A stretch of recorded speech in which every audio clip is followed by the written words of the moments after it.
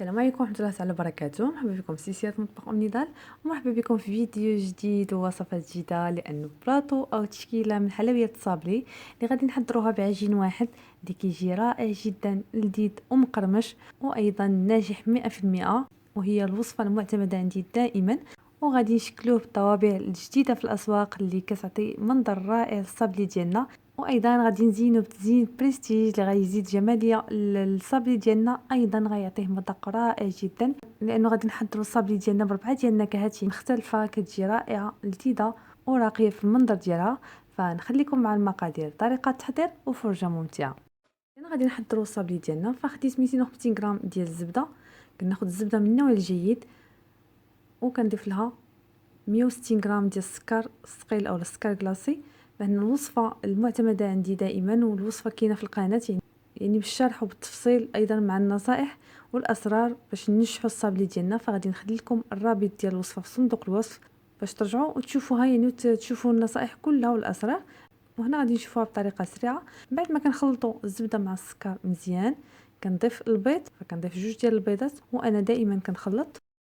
ثم هنا كنضيف لاباط ناتا أو لاباط بسكوي اللي كتعطي مذاق رائع للصابلي ديالنا. وصراحه هذا الصابلي فما كيحتاجش هاد النكهات لانه فعلا كيجي رائع جدا ولذيذ.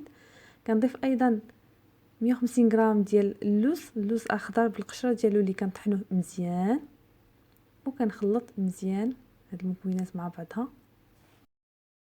بالنسبه للاباط او النكهه اللي استعملت فممكن انكم تستغنوا عليها، فقط هي اضافه. بعد ما كنخلطوا الخليط مزيان كنبداو نضيفوا في الدقيق. وهنا كنضيفوا الدقيق تدريجيا وحنا كنجمعوا. الكميه ديال الزبده كتاخذ لنا تقريبا 600 غرام ديال الدقيق، ممكن اكثر ممكن اقل على حسب نوع الدقيق، ايضا على حسب حجم البيض. كنبدا نجمع في الخليط ديالي، وهنا ما كندلكوش، فقط كنجمعوا لانه الصابلي ما كيتسدلكش. وكنخليو هنا العجينه ديالنا مطلوقه شويه. علاش؟ لانه غادي نقسموا هذا الخليط وغادي نضيفوا له اضافات اخرين، يعني حتى نضيفوا هذه الاضافات عادي. الا كنا احتاجينا الدقيق كنعاودوا نزيدوه. اذا هنا قسمت العجين ديالي على 2. خديت النصف الاول كنضيف له ساشيونس ديال بودره الكاكاو المر، وكنخلط مزيان. هادشي علاش قلت لكم انكم ما تكثروش الدقيق، لانه غادي نضيفوا الكاكاو، فالكاكاو يعني راه كيعوض الدقيق. وكنخلط فقط بالاصابع لانه الصابلي ما خصوش يتسلك، فقط كنخلطو بصبعنا هكذا باش يدخل الكاكاو مع العجين. كنقسم هذا الخليط ايضا على 2 باش غادي نضيف لهم نكهات، يعني كنحصل على 2 ديال الاشكال ديال الصابلي. فالنصف الاول غادي نضيف له كراميل حليب مركز محلى، يعني كنضيف له واحد المعلقه، اولا ممكن نضيفو شويه من نكهه الكراميل. بالنسبه للنصف الثاني فغادي نضيف له الباط ديال القهوه، ممكن تعوضوها بالنكهه ديال القهوه. وكنخلط يعني كل خليط بوحدو. فهنا كنحصلوا على يعني هاد النصف الاول بمذاق اللوز الشوكولا والكراميل، والنصف الثاني ضفنا ليه الباط ديال القهوه غادي نحصلوا عليه بمذاق اللوز الشوكولا والقهوه. هنا بعد ما ضفت الكراميل يعني كتطلق العجينه، فغنضيف شويه ديال الدقيق وكنجمع العجين ديالي. نفس الشيء بالنسبه للنصف الثاني ضفنا ليه الباط ديال القهوه حتى هو كنجمعوه مزيان، وكنغطيوهم بلاستيك غذائي وكنحتفظوا بهم في الثلاجه على الاقل 4 ساعه. هنا ايضا غادي نرجعوا للنصف الاول، يعني العجين الاول اللي قسمناه على 2 فكنبقى لينا النصف حتى هو كنقسموه نفس الشيء على 2 بهذا الشكل. كناخذ النصف الاول وكنحتفظ به كما هو، يعني بنكهه اللوز لانه ضفنا العجين ديالنا اللوز. وهذا النصف الثاني فغادي نضيف له قشره ديال البرتقاله وغادي نخلطو مزيان، ونفس الشيء كنحتفظ بهم في الثلاجه. بعد ما خلينا العجين ديالنا ارتاح شويه في الثلاجه فغادي نبداو هنا نشكلوه. فخديت العجين الاول اللي ما ضفنا ليه حتى اضافه، يعني اللي خليناه فقط بمذاق اللوز، اي بودره اللوز اللي ضفنا في العجين. كنسرحو بالمدلك مزيان، وانا كنرش شويه ديال الدقيق. ثم كناخذ الطابع. فخديت هذا الطابع كما قلت لكم في بدايه الفيديو انهم طوابع جديده في الاسواق على هذا الشكل، فمتوفرين في محلات مستلزمات الحلويات. ايضا هنا كنتحكموا في العلو اولا السمك ديال الصابلي ديالنا، فهذه كندوروها يعني كترقق لينا اولا كتغلظ، كتجيب الصابلي غليظ. وهنا لانه هنا ما غاديش نلصقوا وحده مع وحده، وايضا العجين ديالنا ما فيهش الخميره، فالصابلي ديالنا غادي نحاولوا اننا يجي شويه غليظ، ما يجيش رقيق بزاف. فاول شيء كنوضعوا الطابع على العجينه هكذا كيتقطع لينا هذا المستطيل، ثم كندفعوا يعني بهذاك من الفوق، يعني كما كتشوفوا كنضغطوا بصبعنا باش كتشكل لينا الحفره وكيتزين لينا دوك الجوانب. يعني طريقه سهله. وهنا ممكن تستعنوا بالدقيق الا بان لكم انه كيلصق لكم العجين في الطابع. كنبقاو مكملين بهذه الطريقه حتى كنكملوا العجين ديالنا كامل، ثم كنصفوه في انيه ديال الفرن وكندخلوه الفرن. هنا الفرن خصو يكون على حراره مهيله باش هكذا الصابلي ديالنا كيطيب، يعني كياخذ الوقت ديالو في الطياب وكيجينا محمر يعني لون واحد، وايضا كيجي مقرمش. ندوزو الشكل الثاني. فهنا خديت العجين اللي حنا نستمناه بقشره ديال البرتقال، نفس الشيء كنطلقوا مزيان، وهنا كنشكلوا بهذا الطابع ايضا من طوابع جديده في الاسواق. فكيجي على شكل دائري وفيه يعني حفره في الوسط بهذا الشكل. فكنوضعوا اول شيء الطابع الاول باش كنقطعوا الدائره، ثم كنضغطوا بالطابع الثاني كنضغطوا مزيان باش هكذا كتشكل لنا الحفره في الوسط، وايضا دوك الجوانب كيتزينوا وكنحصلوا على الصابلي ديالنا بهذا الشكل. صراحه رائع جدا في المنظر ديالو. نفس الشيء كنبقاو مكملين، يعني كنضغطوا الدائره هي الاولى، عاد من بعد كنشكلوا اولا كنضغطوا باش كنحصلوا على الحفره والتزيين اللي في الجوانب. كما قلت لكم يعني ممكن تستعملوا شويه ديال الدقيق الا بغيتوا انه ينزل لكم بسهوله. كنبقاو مكملين بهذه الطريقه حتى كنكملوا العجين ديالنا كامل، وكندخلوا الصابلي ديالنا الفرن حتى كيطيب وكيتحمر دائما على حراره مهيله.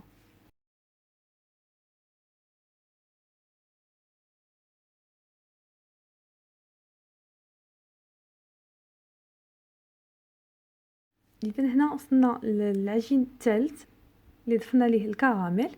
فنفس الشيء كنطلقوا العجين ديالنا وحنا راشين شويه ديال الدقيق، كنطلقوه بالمدلك مزيان ونحاولوا اننا ما نغلطوش بزاف. كنطلقوا العجين مزيان وكنقطعوا بالقطعه الدائريه اللي شفت معكم من قبل، وكنبقاو مكملين بهذه الطريقه حتى كنكملوا العجين ديالنا كامل.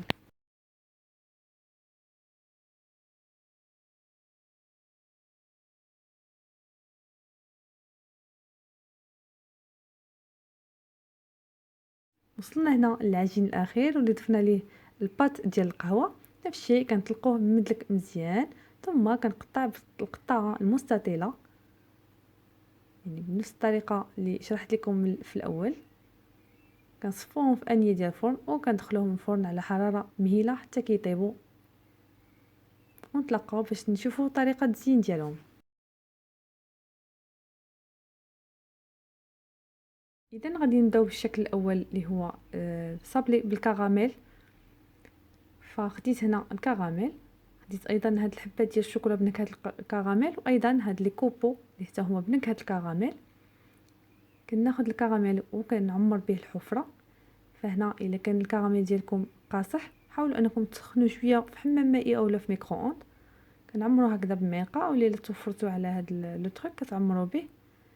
كنمشيو بهاد الطريقه يعني حتى كنعمروا الحفرات ديال الصابلي ديالنا كاملين. فهنا استعملت الكراميل باش نديرو ان غابيل ديال الكراميل اللي عندنا في الصابلي. ثم هنا كنزينو بهاد الحبات ديال الشوكولا اللي بمذاق كراميل، اولا بهاد لي كوبو بهاد الشكل كنحطوهم في الوسط. فهاد الزين طبعا كيبقى اختياري بلي متوفر عندكم. كملوا بهاد الطريقه حتى كنكملوا التزيين ديال الصابلي ديالنا كامل. زينوا دابا الصابلي ديالنا اللي بمذاق ديال القهوه. غادي نستعمل هاد الشوكولا كما كتشوفوا على هاد الشكل، وغنستعمل هاد الحبيبات اولا هاد الكريسبي ديال الشوكولا. ايضا هنا خديت شويه ديال الكريمه السائله اولا القشطه الطريه اللي سخنتها في الميكرووند، ممكن تسخنوها على النار، وكنضيف ليها الشوكولا وكنخلط مزيان. ثم كناخذ الصابلي ديالي وكنعمر الحفره بالشوكولا بهذا الشكل.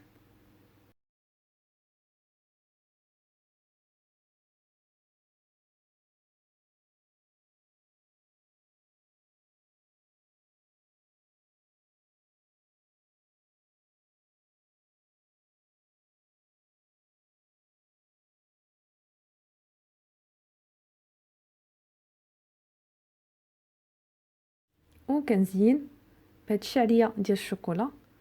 ففيها الانواع ثلاثه ديال الشوكولا الابيض بالحليب وايضا الشوكولا الاسود. اولا كنزينو بهاد الحبيبات، فكنوضع الحبه البيضاء في الوسط، وكان في الجوانب كنوضع الالوان الاخرى هكذا باش كتجي شويه باينه، لانه كما كتشوفوا الشوكولا اسود. كنكمل بهذه الطريقه، يعني كنعمر الحفرات بالشوكولا وكنزين بشعريه الشوكولا اولا بالحبيبات. ودائما الزين كيبقى باللي متوفر عندكم. ممكن ايضا فقط يعني نعمرهم بالشوكولا ونخليوهم.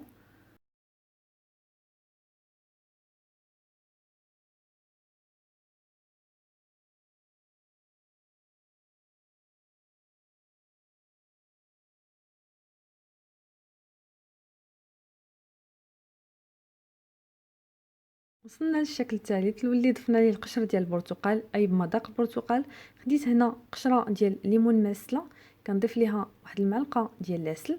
طبعا اللي زدت قطعتها شويه، الا كانت كبيره كتزيدوا تقطعوا هاد القشره باش تجي قطع صغيره. هنا ايضا استعملت العسل اللي بمذاق البرتقال، وكنخلط مزيان. ثم كنعمر بها الحفره ديال الصابلي ديالي. هنا ممكن تضيفوا غير شويه ديال المربى، ممكن تضيفوا شويه ديال الناباج اللي مخلط بالغليكوز، كيبقى لكم الاختيار. ايضا هنا بالنسبه لهاد القشره ديال الليمون معسله، الا ما توفرتوش عليها ممكن تعوضوها بالمشماش. فكتاخذوا مشماش مجفف اللي كتقطعوه لقطع صغيره جدا وكتوضعوه على النار. تضيفوا ليه واحد القطعه ديال الزبده مع شويه ديال العسل وكتخلطوه مزيان حتى كيتعسل لكم. ممكن هنا تضيفوا ليه النكهه ديال البرتقال باش يعني كتعطيو هذا المذاق ديال البرتقال. من بعد ما عمرت الحفره كنزين بهاد لي كوبو الشوكولا اللي بمذاق البرتقال. دائما باش نديرو ان غابيل ديال الصابلي ديالنا شنو فيه. نكمل لكم يعني الطريقه ديال المشماش، وكتعمروه بهذه الطريقه. يعني هنا بعد ما كتضيفوا نكهه البرتقال باش كتعطيو مذاق البرتقال، كتعمروا الحفره وكتكملوا يعني كتزينوا بهاد لي كوبو الشوكولا. هنا ايضا الا كنت متوفر عندكم هاد القشره ديال البرتقال ويعني غير خفتو تجيكم مجهده اولا ما كيعجبكمش المذاق ديالها بزاف، ممكن تخلطوها مع المشماش، يعني قطع ديال المشماش المجفف بنفس الطريقه اللي قلت لكم. هادو فقط يعني اقتراحات باش تزينوا الصابلي ديالكم. كنكملوا بهذه الطريقه، يعني كنعمروا الحفره بالقشره ديال البرتقال وكنزينوا بلي كوبو الشوكولا حتى كنكملوا يعني التزيين ديال الصابلي ديالنا كامل. وصلنا للشكل الاخير ديال الصابلي ديالنا، واللي خليناه طبيعي، يعني ما ضفنا ليه حتى اضافه، يعني بمذاق اللوز فقط. فخديت هنا البراليني، طبعا لانه محضره في البيت، الوصفه كاينه في القناه، غادي نخلي لكم الرابط ديالها في صندوق الوصف. وصفه اللي ناجحه جدا وممكن انكم تحضروه وتخليوه في الثلاجه فكيبقى لكم يعني مزيان.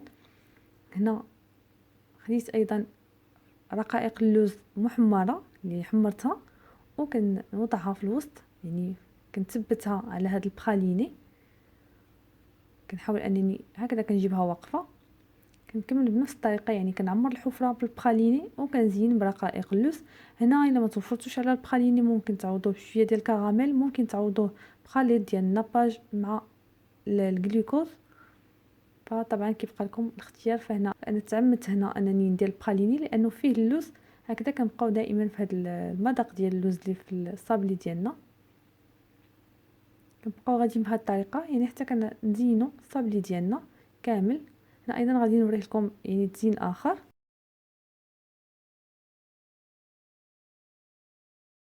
فخديت الشوكولا اللي شفتوا معايا من قبل، يعني اللي زينا به الصابلي الاول، وكنعمر الحفره بهذا الشكل.